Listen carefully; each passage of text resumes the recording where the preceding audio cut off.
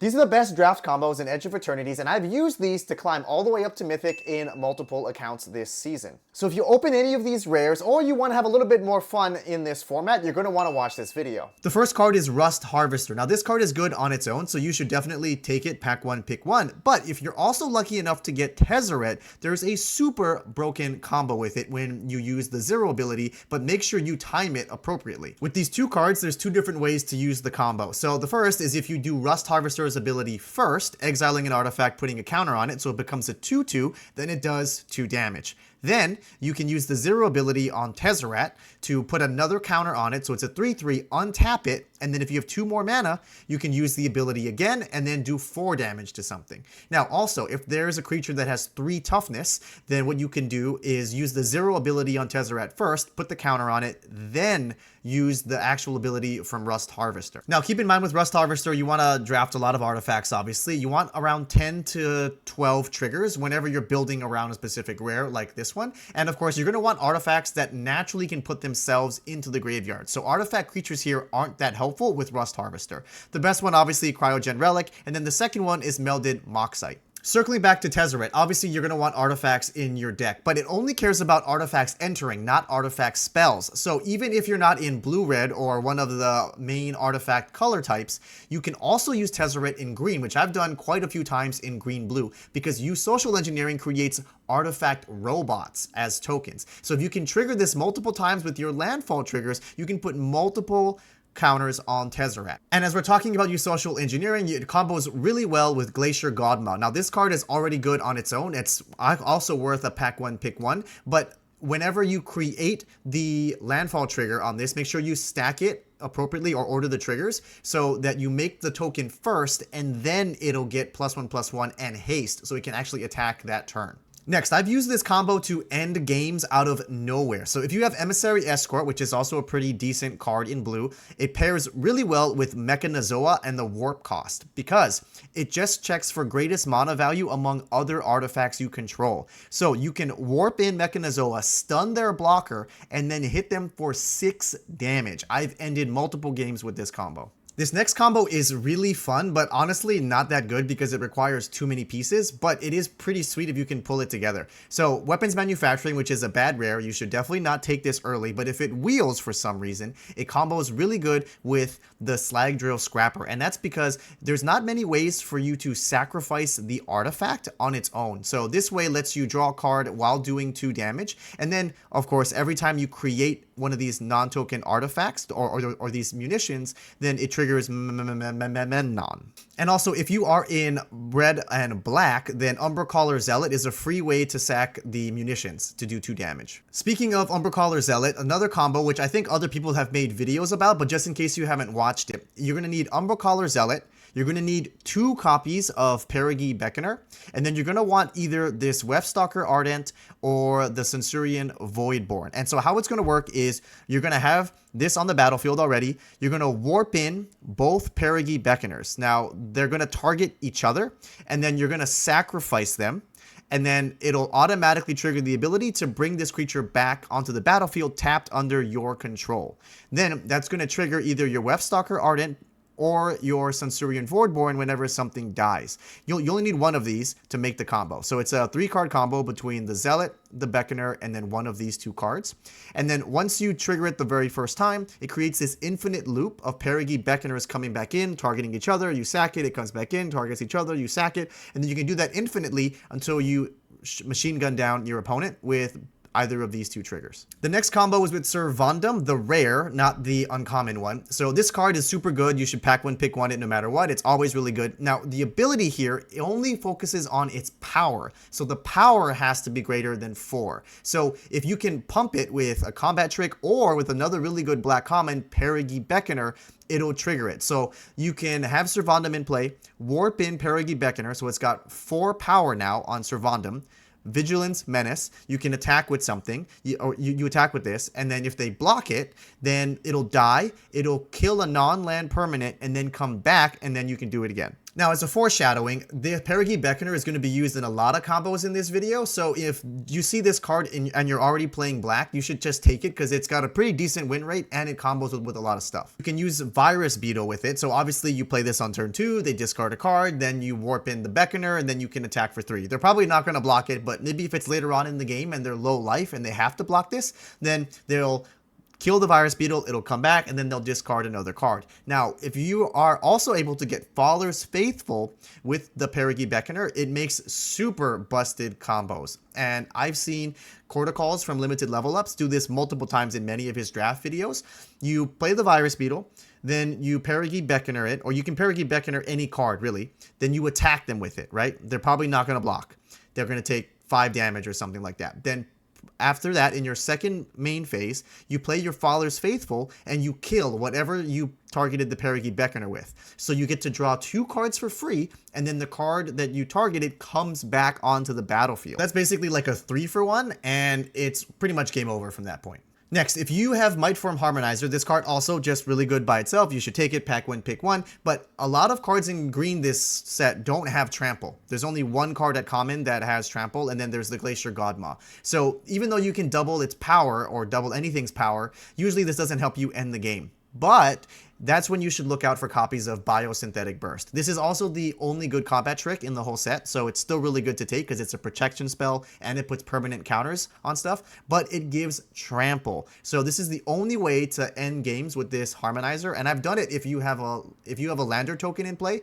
You can attack, and then if they don't block something, you crack the Lander token, double its power, and then, or if they do block it, you can double something's power and then give it Trample. And make sure you order your triggers appropriately. You're going to want to put the counter on it first, giving it Trample, then doubling in the power after you got the counter. And by the way, this Scoutlander, which is one of the only good spacecrafts in the whole set, combos really well with anything that has landfall, obviously. So if you draw this card late and you know that you actually have landfall triggers in your deck, don't play it out. You may think it's good to thin out your deck, but it could be worth getting 2 triggers on something that has landfall. So that could be the Social Engineering, or if you have the Territorial Bruntar in your deck, it'll help you draw 2 cards. Next is one of the coolest and most fun build-around rares in the whole set, and that's Terry Symbiosis. You're going to want to take every single card that puts counters on itself. And again, you want 10 to 12 of these in your deck in order for this card to be good and to consistently draw you cards. So obviously cards like Dockworker Drone are great because it's going to let you draw a card when it enters, and then when it dies, you draw another card. And then the best card to pair with this is Broodguard Elite. So when you warp it in, for however many you paid for X, that's how many cards you get to draw with Terry Symbiosis. Then when you play it again, then you draw that many cards again. And then if it dies after you played it normally for its full casting cost, then you draw that many cards again. Next, let's talk about a few Steel and Sack combos. So there's the obvious one with Systems Override and Embrace Oblivion. But if you're not playing red, then you also can combo this with Tractor Beam. So if you are in black and blue, you can steal something with your Tractor Beam and then use it as sack fodder. And if you are in black and you get Suser, you can also steal something with Tractor Beam and then draw that many cards when you sack it after you've already activated the planet. And then another combo with Tractor Beam when you're in blue is with Nanoform Sentinel, because this will allow you to untap whatever creature it is that you stole so you can actually attack with it. The next combo involves Halia, the white 3-drop rare. That's a 3/3. You gain a life every time a artifact enters or a creature enters, but there's not a lot of life gain in this set or lifelink in the set on creatures, but there is Radiant Strike, which is a pretty decent removal spell. You don't want too many copies of this, but it automatically triggers Halia and lets you draw a card. And then one of the only other good cards with lifelink is the Fell Grav Ship. And so if you are in black and white, when you can station this spacecraft and attack them with it, it gains you exactly 3 life, which will draw you a card. Now, this combo is also a little niche, and this card is not that good, but sometimes it comes around on the wheel, and that's Corral of the Void. And this is the one that basically lets you recur a creature from your opponent's graveyard, but if you don't trigger Void that turn, then this will sack itself, so you can only recur 1 thing. But if you're playing against an opponent in white, and they have an Exosuit Savior, what you can do is Corral the Void on your creature, you attack with it, You target the Exosuit Savior. It comes into the battlefield attacking as a 2/2 flyer, so it's probably unblocked. Then you target the Corral of the Void, and you can put this back in your hand. And then that way, even if they block the creature that you originally put this on, it doesn't matter, because then you can play this again next turn. And then you can actually put it on this flyer. And the next combo is with the Monolith. And by the way, I did explain this combo also in my video about the best build-around rares in Edge of Eternities. So if you want to have more fun with this set, you should also check out that video. But with this Requiem Monolith, most of the time you're going to target your own creature, deal 1 damage to yourself, and then draw a card, right? But you can also target your opponent's creature with this. They'll probably do a damage and draw a card, but then because they're going to lose that much life equal to how much damage the creature has taken, if you're playing red-black, you can target their creature with Orbital Plunge. So it'll do 6 damage to their face. Sure, they may draw 6 cards, but this could be lethal and end the game.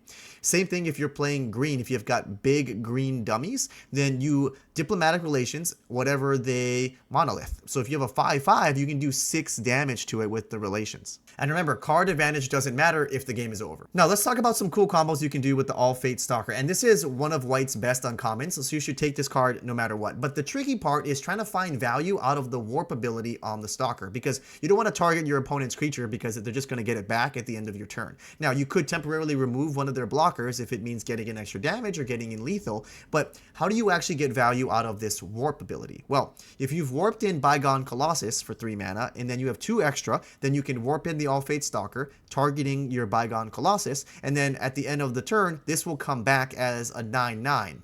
As if you fully cast it. So then the following turn, you now have a 9/9 you can attack with. And also remember that you can use the Stalker's warp ability to save your creatures from removal. So if there's a Cryo Shatter on something, that'll get it off of it. Or if they steal your creature with Tractor Beam, this is super broken, because then you basically 2-for-1 them and get your creature back. And if your creature has an ETB, it's even more punishing. Okay, next, let's talk about some cool graveyard shenanigans or recursion combos that you can use either with Scrounge for Eternity or Rescue Skiff, both of which, by the way, are not very good cards. So if you want to make them good, you're going to want to combo them with anything that can make you discard. And there's not a lot of discard effects in the set except for Melded Moxite, which on its own is a good card, so you should play that anyways. But this allows you to discard whatever creature it is that you want to reanimate from your graveyard with either of these 2 cards. Next, this is one of my favorite combos in the whole set, and it's the only way to make a Stelly Reclaimer a usable or decent card in the set. Now, this one, if you've read it before, is not a good card because it only reanimates non-creature, non-land cards from your graveyard, and there's not a lot of stuff that you typically can get.